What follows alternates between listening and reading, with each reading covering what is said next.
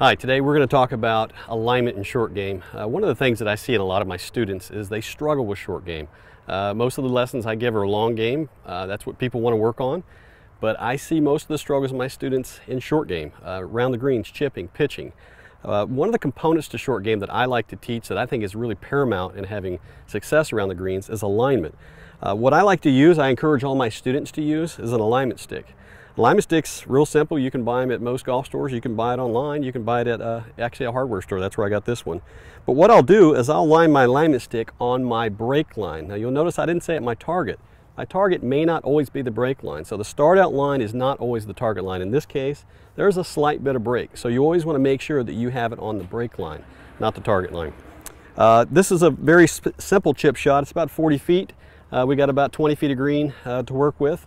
So this is a sand wedge I'm using. It's normally the halfway club. A couple things that I like to work on in alignment is the club face, which is the angle that your club face is pointed at address, and the path.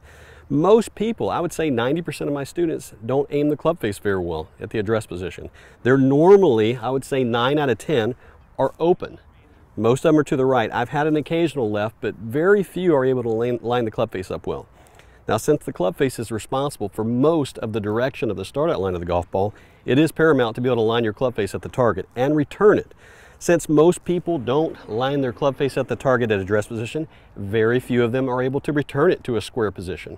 So what I encourage my students to do is first, learn how to line up your club face. It's real simple. You take your golf club and you just tee it up with the stick on line. What I mean by tee is you make a tee with the scoring line of the club face and the stick itself.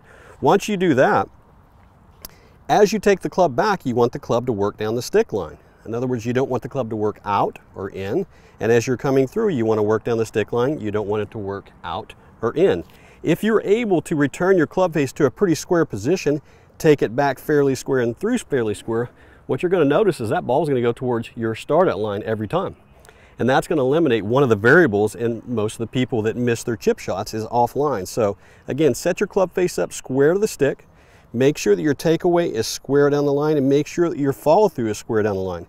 If you do that, that ball should go relatively at your target, and hopefully this has a little bit of break, and it should come pretty close to going in. If you can return your club face to a square position, start it at a square position, you'll almost eliminate the variable of left and right misses.